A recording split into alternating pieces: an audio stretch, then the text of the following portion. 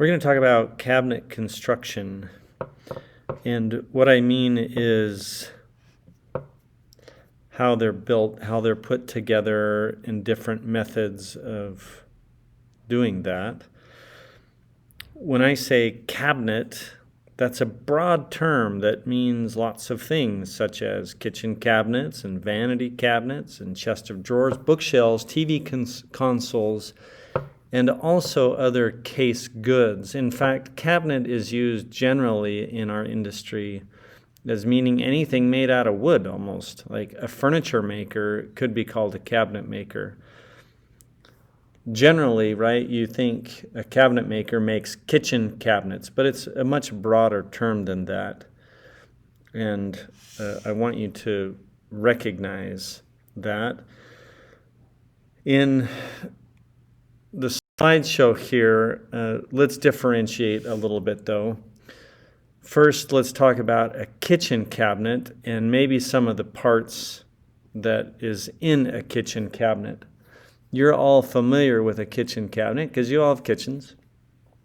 And so here's some basics. You're on your worksheet going to draw these lines. So the rail, that's in the face frame here of the cabinet. The stile, a drawer, a side of the cabinet, and of course this side is cut away so that you can see into it. A mullion right there, that's also part of the face frame of this cabinet. A door, a shelf, the back, the bottom, and maybe an unfamiliar term to you is called the toe kick. Notice how it's recessed in to this cabinet about 3 inches back. That's so that when you're standing at the counter, your feet have a place to go and you can stand a little bit closer. So pretty common, a toe kick in kitchen cabinets, sometimes made in furniture type cabinets also. 4 inches tall, 3 inches deep is pretty common. Now, a furniture type of cabinet, similar nomenclature, but some differences. So there's a crown, and right upper cabinets in a kitchen can also have crown. That's a crown molding. Here's the doors and the side, the back inside here, and then a shelf. And instead of a toe kick, this one has feet on it. In this case, some turn feet.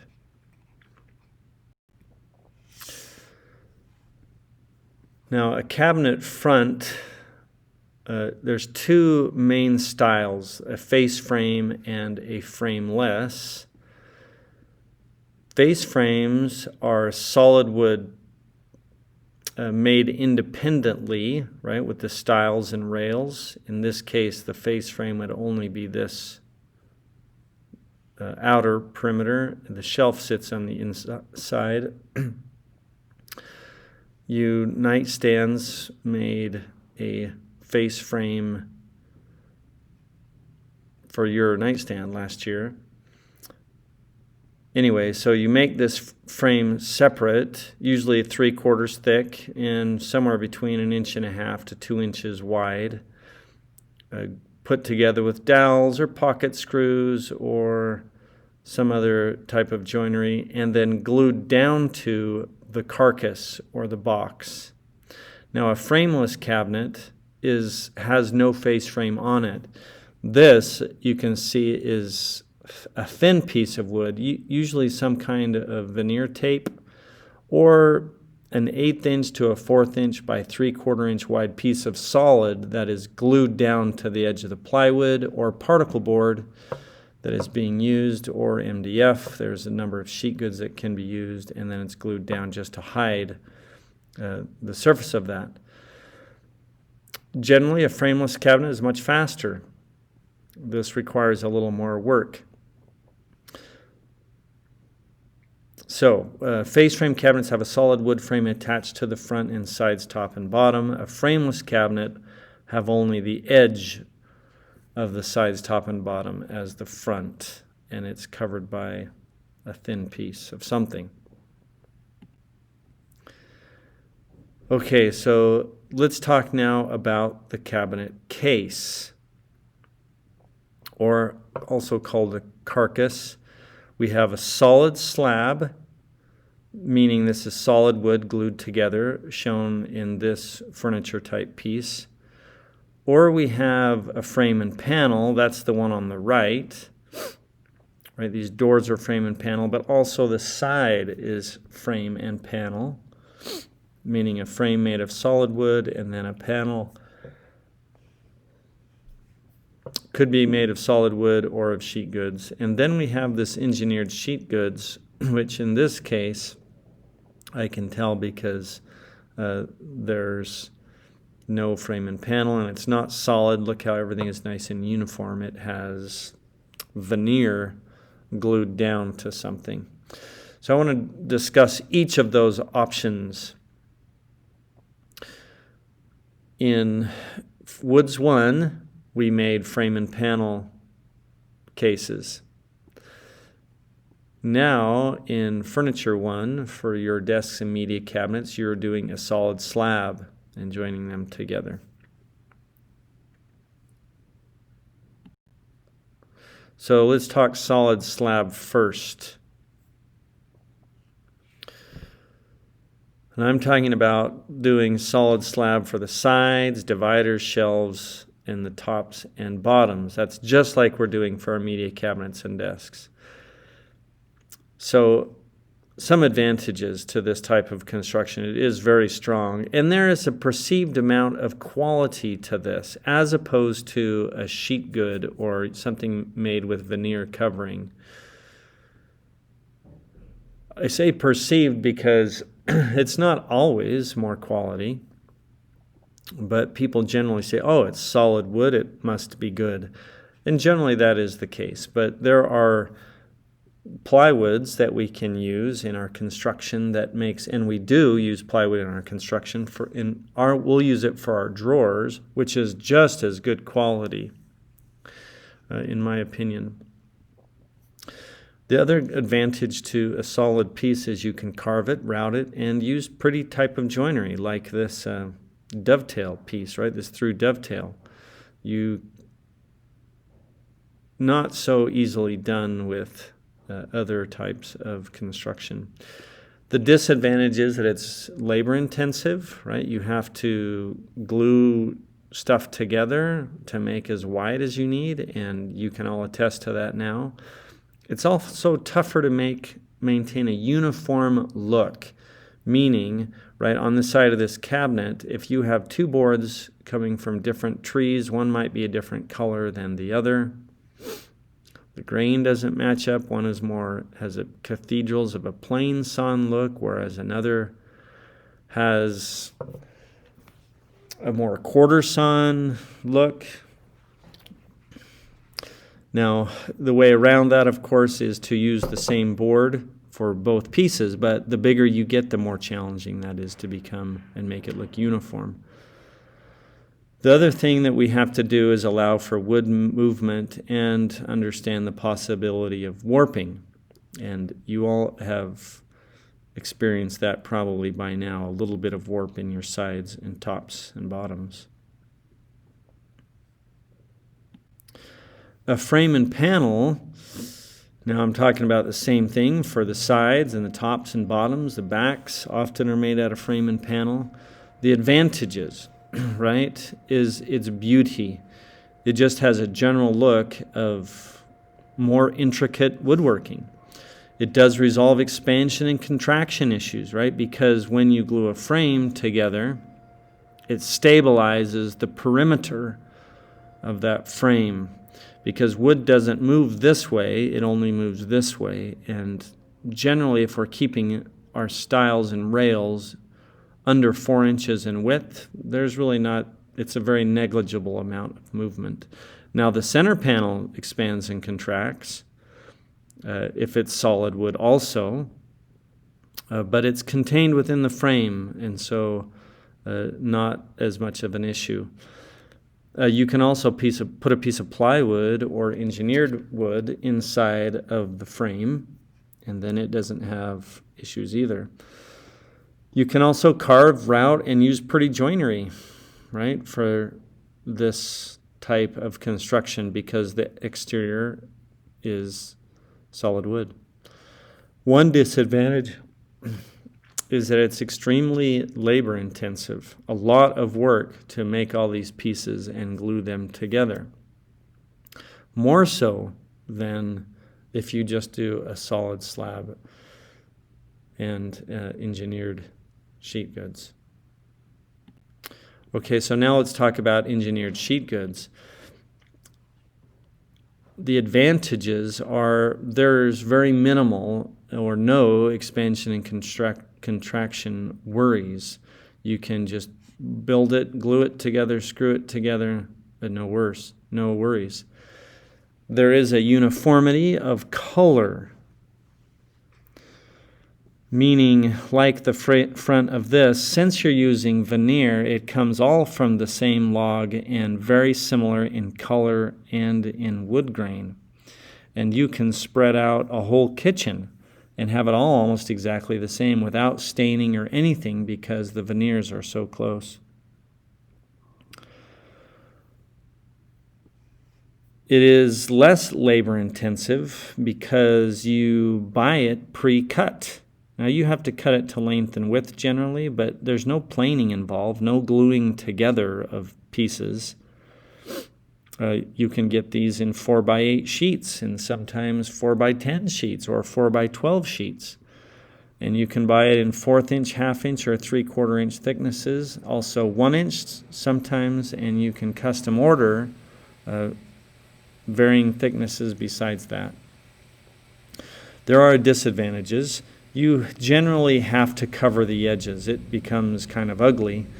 And I'll show you methods of covering them in a minute, but these pieces have a hardwood edge covering them, this very thin, but yet a hard edge, or you can glue a solid edge on it and round it or chamfer it.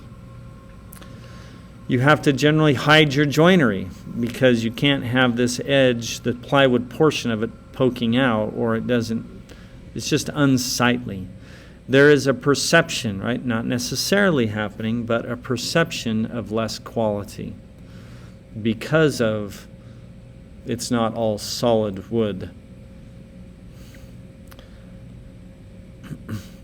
And even that term, solid wood, is somewhat of a misnomer because, right, all of it is solid wood. It's all wood. It's just glued together and been engineered by man to have a slightly different configuration.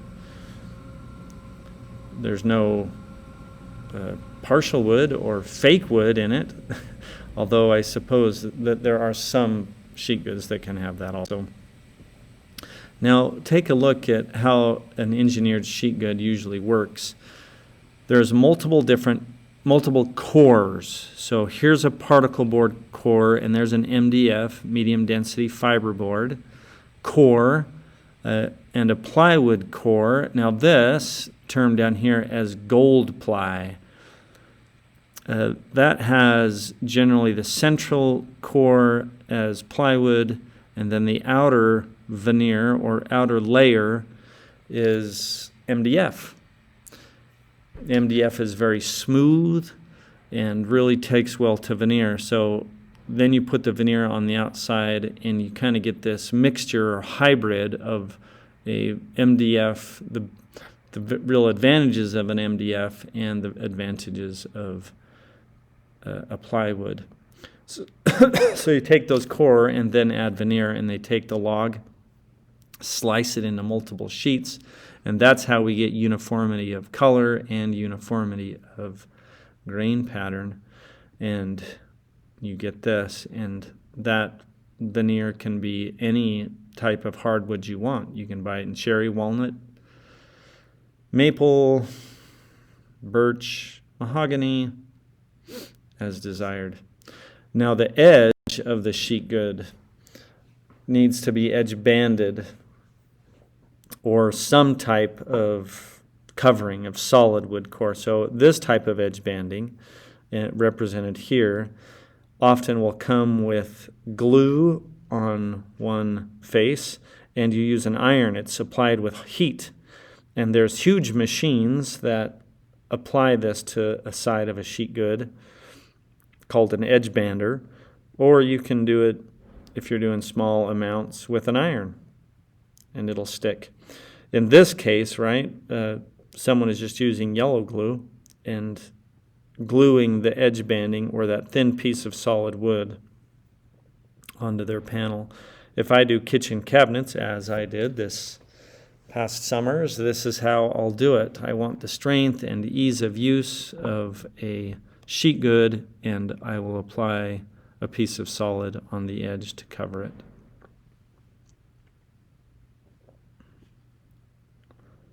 So there was 3 options. Now let's talk about backs of a cabinet. Options there too. You can use solid slab or solid wood, and you just have to allow for expansion and contraction. In this type, called a half lap or a shiplap, notice the lap joint put on the edge, and you put it down. And here they're gluing just this edge, not all the way over, so that it can expand and contract. And these slats are not glued either. They're put a screw in, notice, right there and right there and right there, thereby fixing it in that location, but it can still expand and contract away from that piece. So that's a very attractive way of using solid wood to apply a glue, applied it to a back, and not have and be able to manage expansion and contraction. A frame and panel back is a great way to make a back because it is secure around its perimeter. It won't expand and contract, and it's pretty.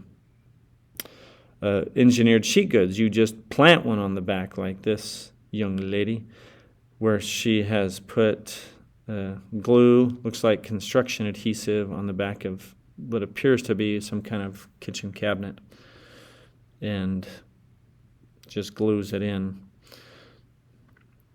And because this engineered sheet good doesn't have expansion and contraction issues, it's not going to matter. So you say, well, what method are we using? We're doing a solid slab and doing a little bit different than all of these. We'll be putting a big piece of solid on the back, but allow it to expand and contract by not gluing it in, except for maybe in the very center, so that it maintains its position, but can still expand and contract back and forth. So lots of options here. And depending on your need and what you want to accomplish. In furniture, I'll almost always do something like this. A plant-on back, I think, is very acceptable in built-in type situations, kitchen cabinets being one of them, because you never see the joinery. You only see the back from inside the cabinet. Now a bit about case joinery, which you have learned also. This is a review. When you're doing a case, we can use dovetails or box joints. Miters, dados, rabbets, biscuits, dowels, and screws are all methods for joining cases.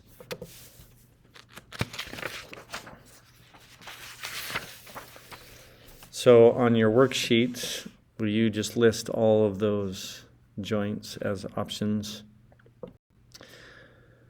And then for shelving, usually a couple of options. A dado, and that's what we're using on our cabinets. But you could also do a cleat, meaning glue on this piece down below or screw on a cleat, and then it has something to rest on. We could also just put a screw from the outside and cover it. We'll use dados for our furniture. For an adjustable shelf, you got a couple of options. Pretty common is to do this: drill multiple holes and put a pin in there, a piece of hardware, usually made of stainless steel. And I would say this is a pretty good option if you want to make adjustable shelves on your media cabinet or in your desk. And then the shelf just rests on that, and then you can change the position.